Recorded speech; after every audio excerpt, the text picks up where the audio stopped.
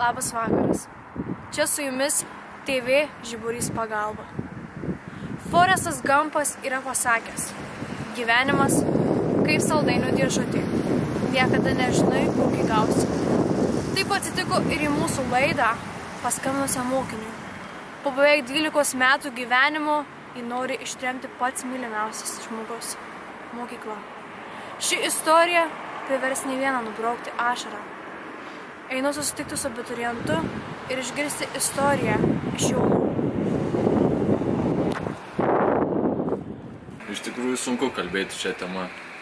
Daug kaliau tekstukų, daug mokiausi ir viskas taip greit pasibaigė. Liko mažai laiko. Nežinau, ką daryti, todėl paskambinau jums. Reikia pagalbos. Tai galbūt norite susitikti su mokykla ir pasikalbėti su ją akis į akį? Jo, būtų labai gerai.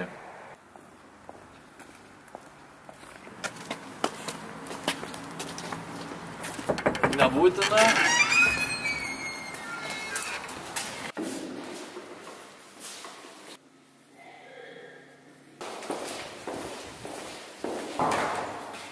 Labadiena, TV Žiburys pagalba jūs trukdo. Taip, kokiu reikalu. Prašau nefilmuoti, iš to nekalbėsiu aš. Tai iš tikrųjų mums įsikvietė todėl, nes abiturientas labai yra nusivylęs, kad po beveik 12 metų gyvenimo jūs įveikėte iš mokyklos. Nu ką aš galiu pasakyti, geras tas vaikas, bet kiek iš čia gali sėdėti. Atsibodo jau ir dabar pastaruoju metu visai sugedo, pamokų nebelanko, karantino belė kaip nori, nežinau, kas jam darosi, atsibodo tikrai. Labai ačiū, kad susidomėjot mūsų gimnazistų problemomis.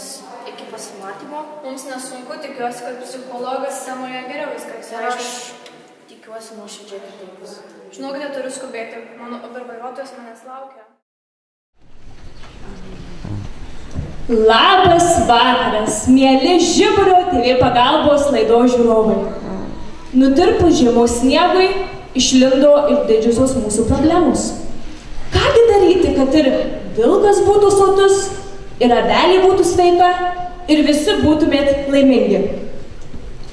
Po šitiekos metų draugavimo ir bendradarbiavimo susipyko du patys geriausi bičiuliai. Į sceną pasitikime moterį, kuri su dideliu kirminu savo širdyje žengia į mūsų sceną – mokykla.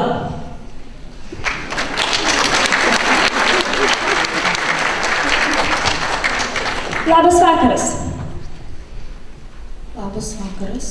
12 metų visgi didelis laiko tarpas. Kaip jūs jaučiatės šiandien? Ar esate pasiruošusi kalbėti su abiturientu? Esu pasiruošusi. Labai ilgai galvojau ir sugalvojau tai, kad kaip bebūtų skaudu, mums reikia įsiskirti. Dabar net trūksta žodžių, kaip mes kartu buvom ir mums buvo labai gerai, bet pastaruoju metu visai sugedau. Esu pasiruošusi viską iki galo išsiaiškinti visas nuoskaudas, kad neliktų nei abiturientui, nei man. Taip, labai teigiamai vertinu jūsų tokį požiūrį ir aš esu garantuotas, jog laidos pabaigoje jums tikrai pavyks padėti visus taškus ant į. Taip, aš irgi taip manau, todėl nieko nelaukia, į sceną kviečiame abiturientą.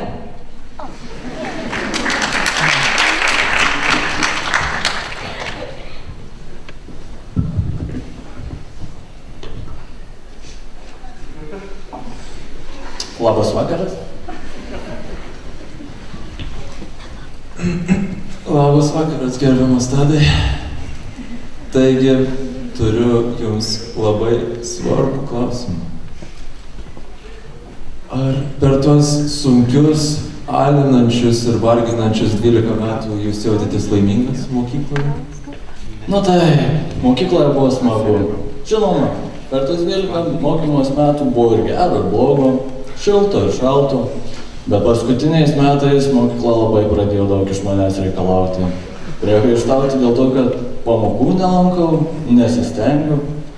Sako, kad labai netvarkingai į mokyklą ateinu apsirengęs, apšepęs toks. Bet palauk, Tadai, ar tai nėra tiesa? Tu dabar sėdi TV Žiburio pagalbos scenoje, visas apšepęs, su kedais, Pažiūrėk, net marškiniai neišlyginti ir netgi be uniformos. Štai, imk dalelę uniformos, užsirišk, kad būtų bent jau padoru žiūrėti. Bet mokykla, jeigu jūs nelaikytumėte Tado po padu, ar jis labai iškryptų? Na taip, dabar jau pažiūrėkit, atleidau šiek tiek vadeles, nebelanko normaliai pamokų, nebenešioja uniformos, atsibodo vaikščiotus ir iš paskos. Aš manau, jis turi pradėti savo savarankišką gyvenimą ir eiti dabar per gyvenimą vienas. Nu, bet palaukit, numalšinkim tas aistras, bet paėmus iš psichologinės pusės, jūsų situacija tai yra mano kertinis pavyzdys kiekvieno laidoj, kur aš sakau. Ateina du žmonės pas mane ir sako, jau priimi mane dabar tokį, koks aš esu, arba mes skirsimės ir mūsų keliai išsiskirs. Ne, gerbėmiai, taip daryti nereikia. Svarbu ne toks, koks esi, svarbu, koks gali būti gerose rankose, tai ar dabar supranti?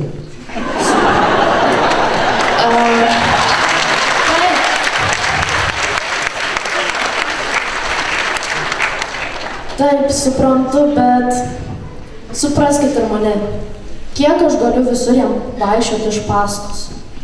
Atsibodo, baigs mokyklą, liko tik 100 dienų ir, reikia pradėti savarankišką gyvenimą, todėl, mums tikrai reikia įsiskirti, kaip bebūtų gaila.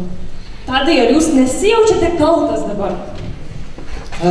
Gal iš tikrųjų per daug nuvertinu mokyklos pastangas mano tobulėjimo link. Todėl atsiprašydamas, noriu jums įteikti gėlę. Galim jums palaikyti truputį mikrofoną? Viskas gerai.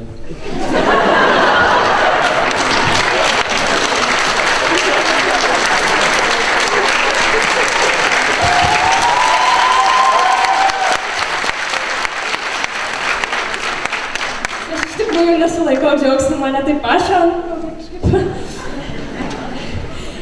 Aš labai džiaugiuosi, kad ši mažytė problemėlė įsisprendė ir 2 geriausi draugai vėl susitaikė.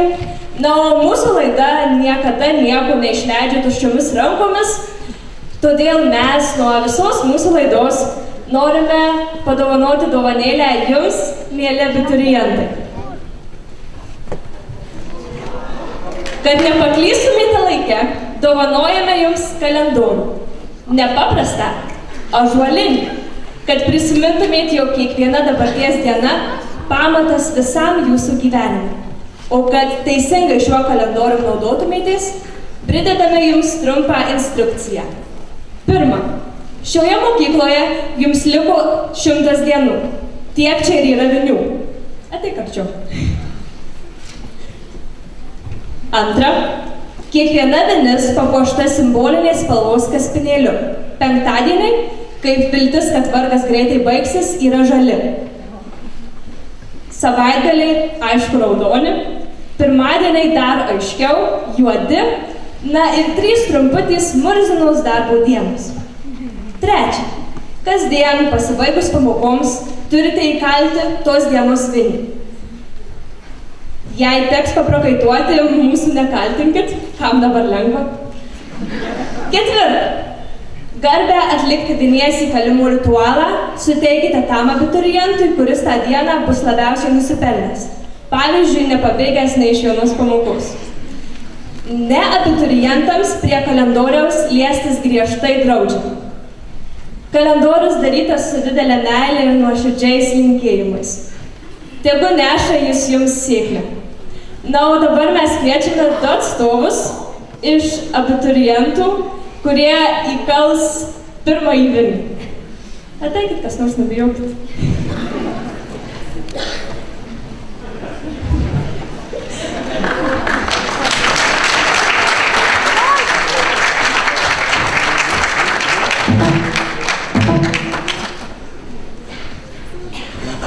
Kokią šiandien dieną? Kokią spalvą kalsi? Penktadienį šiandien tai žalia. Žalia? Aš jau galvoju. Žalia. Šiandien tai sekmadienis. Žalia.